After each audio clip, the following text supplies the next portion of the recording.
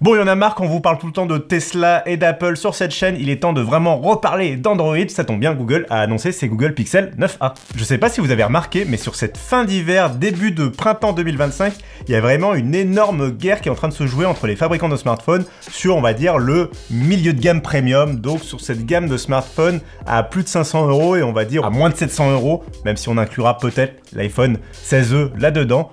Vous avez des nouveautés chez Apple justement, mais aussi chez Nothing, chez Google, chez Samsung, et ils vont tous essayer de concurrencer cette gamme de prix pour vous convaincre sur leur rapport vraiment performance-prix et durabilité-prix, c'est ça la nouveauté de cette année. Parce que disons-le tout de suite, l'argument massu de ce Google Pixel 9a, c'est les 7 ans de mise à jour promises par Google, que ce soit des mises à jour de sécurité, mais surtout des mises à jour de fonctionnalités, les fameuses Pixel Drop, c'est les mises à jour que Google propose régulièrement aux utilisateurs de Pixel.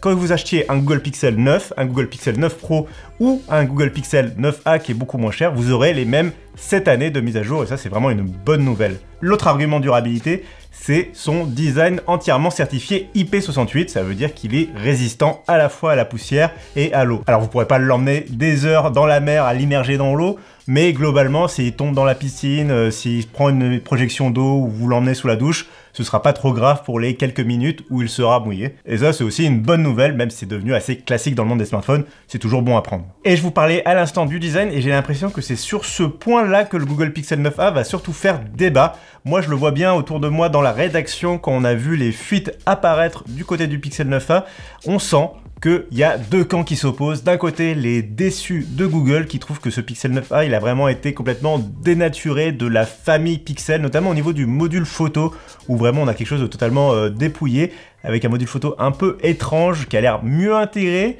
mais qui du coup, je sais pas, fait un peu cheapos quoi on va dire.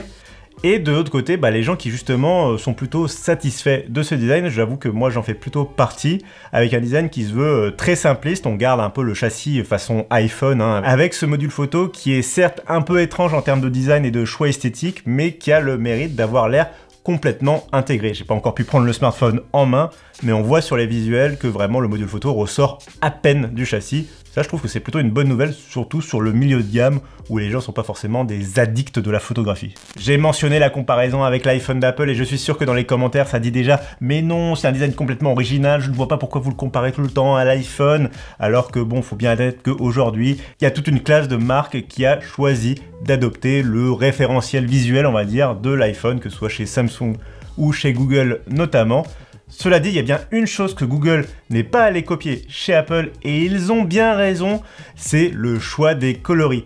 Pas question de vous laisser que avec du noir ou du blanc comme chez Apple. Chez Google, on garde le sourire, on a envie de fun, on a envie de couleur, et on va vous proposer du coup 4 coloris. Bref, pour le design, je vous laisserai trancher dans les commentaires pour savoir si Google a fait un bon job avec ce Pixel 9a ou non.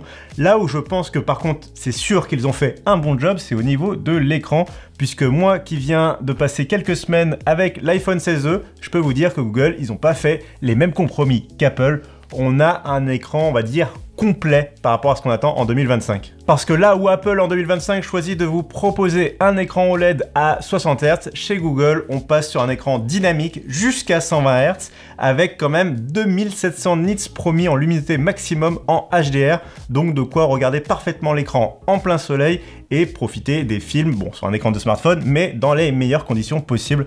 Franchement, là, on sent qu'ils ont mis le paquet.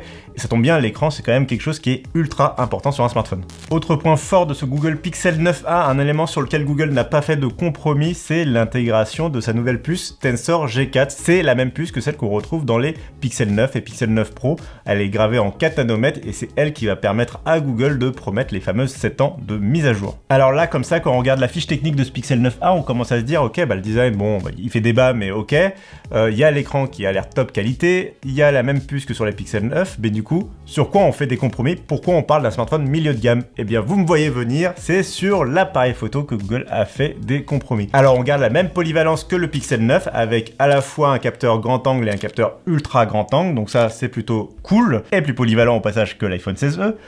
Mais évidemment, c'est sur la qualité des capteurs et des objectifs que Google a fait quelques concessions. Du coup, on a notamment le droit à un capteur plus petit, nettement plus petit même, que sur le Pixel 9. Du coup, on s'attend à des photos de un peu moins bonne qualité, notamment sur des conditions de basse luminosité. Il faudra attendre le test pour le vérifier. Mais en même temps, on fait quand même confiance à Google pour faire le minimum viable sur des pixels. Après tout, ça a toujours été le point fort, même sur les pixels milieu de gamme, de faire des photos de qualité qui, en gros, sont satisfaisantes pour la plupart des gens. Donc honnêtement, je me fais pas non plus trop de soucis pour ce Pixel 9a, notamment parce que Google a toujours brillé sur le traitement logiciel de ses photos, même quand les capteurs étaient un petit peu au rabais. Et là, honnêtement, on vient d'aborder le plus gros consenti sur ce Pixel 9a, puisque dans le reste, ça va vraiment être des détails du type on troque le Wi-Fi 7 pour du Wi-Fi 6E, ou bien la recherche en fil qui va être un peu moins rapide que sur le Pixel 9 haut de gamme. Bon bah voilà, c'est des petits exemples comme ça, c'est pas des choses qui vont complètement transformer l'expérience d'un smartphone. Honnêtement, sur la fiche technique, au niveau des performances, de l'écran, du design, et donc avec ce petit bémol sur l'appareil photo, on a quand même quelque chose de très solide. Même sur la batterie, on nous propose une batterie de 5100 mAh, c'est techniquement plus volumineux que ce que Google proposait sur le Pixel 9 et ses 4700 mAh. Bref, on devrait avoir un très bon smartphone, d'autant plus que là où Google finit de nous rassurer, c'est sur le tarif qui sera proposé pour ce Pixel 9a en France, puisqu'on parle de 550 €.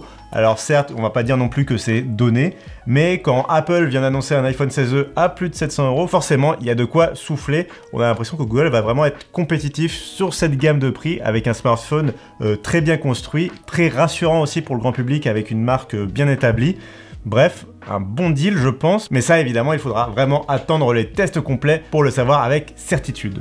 Et tout ça, ça arrivera évidemment avant la fin du mois de mars, en même temps que la sortie du téléphone, donc restez bien connectés évidemment à frandroid.com et à tous nos réseaux sociaux pour vous tenir au courant de la publication de notre test.